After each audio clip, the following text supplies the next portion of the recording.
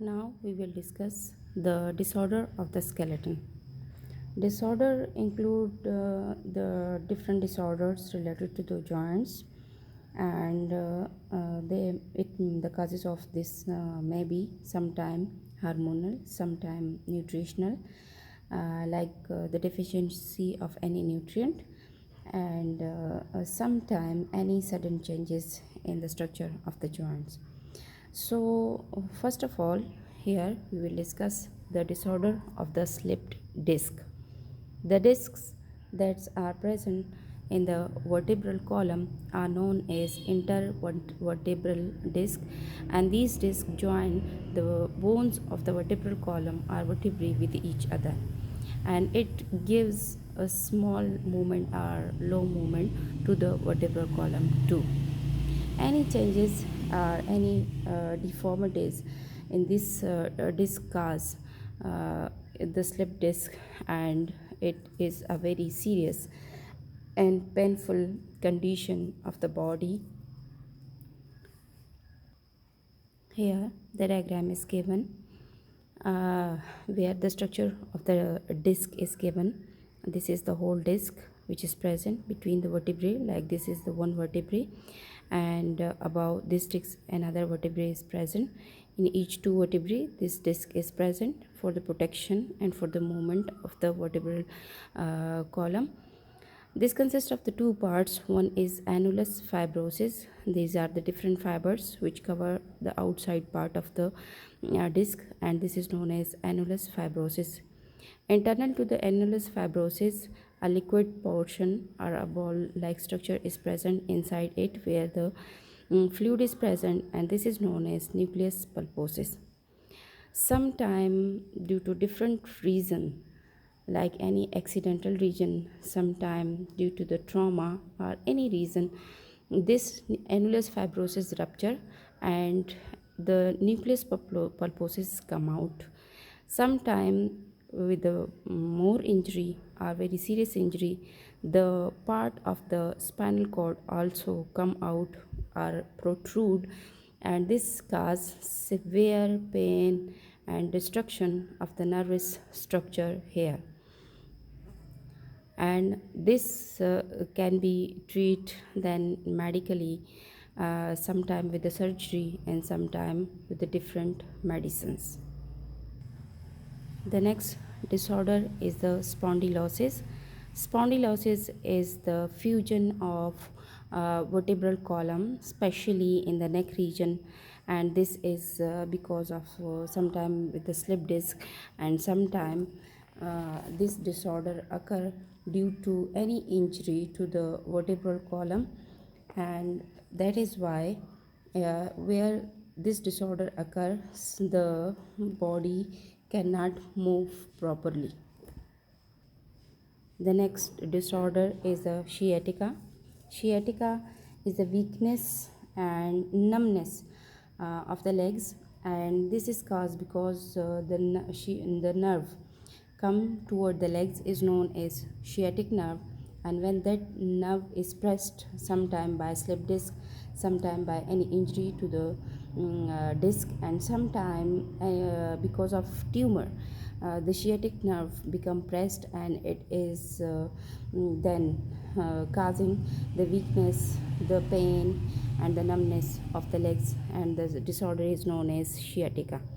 The next disorder is the arthritis, which is already discussed by you people in the class 10, that this is the inflammation of the joints.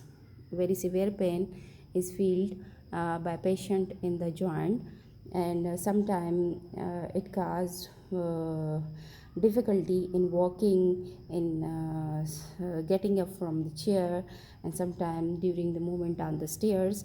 So there are different types of the joints. One is osteoarthritis, where the cartilage of the synovial joint become disturbed or disintegrate. Rheumatoid arthritis, where the synovial membrane, as we discussed earlier in the synovial joint structure, that there is a special membrane which produces synovial fluid.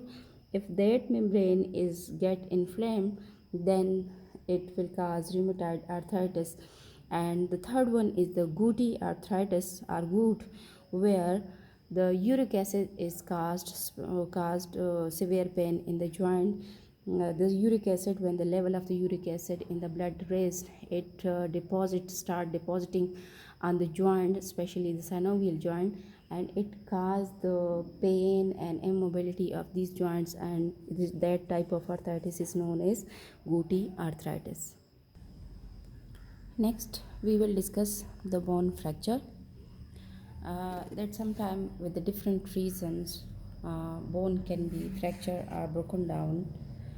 So there is different types of the bone fracture. Sometimes the fracture is simple or closed.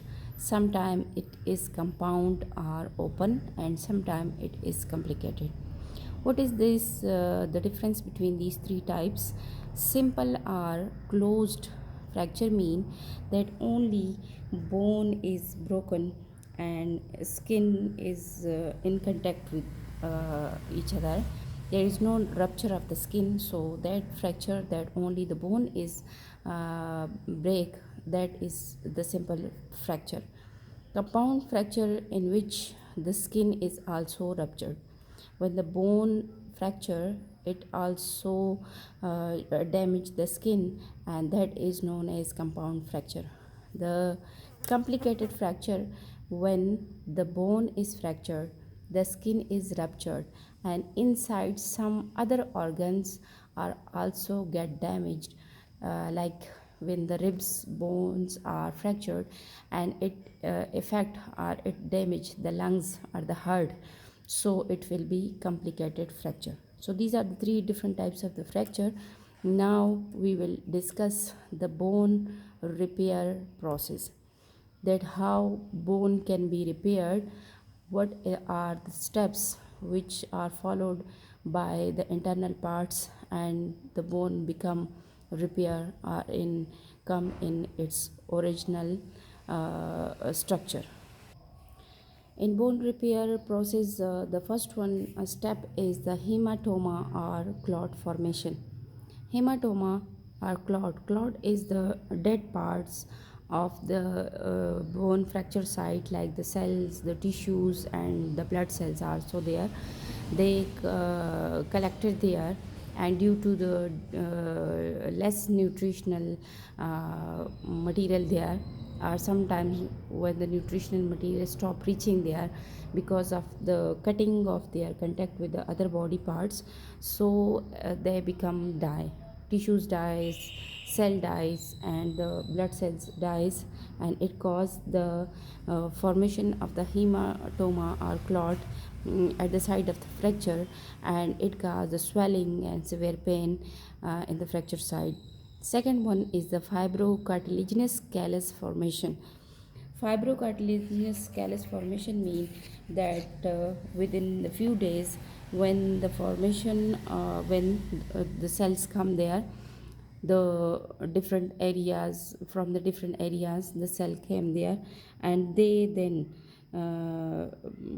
remove the clot or the dead cells from there, especially the osteoclast engulf the broken parts of the bony cells, and it removes the clot or the hematoma material, and they start formation of the fibrocartilaginous or the soft cartilage.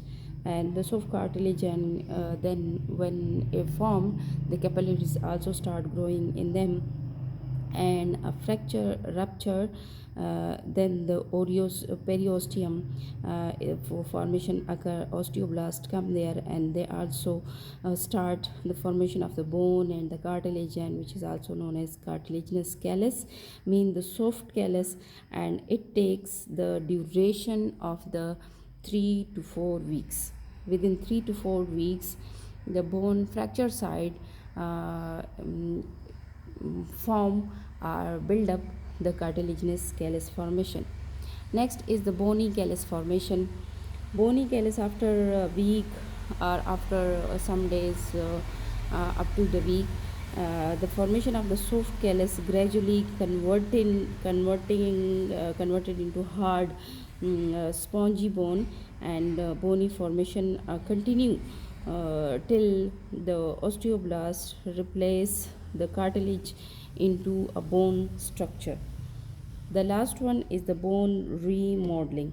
Bone remodeling means that after the formation of the bony callus, all the material that get damaged is removed from there, and the final structure of the remodeled bone is to its original shape is occur, and all these material are removed which are not necessary to the bones structure of the bones, and the external hard covering of the bone is then finished to form, so the bone come in its original position, in its original structure, and that is the bone remodeling.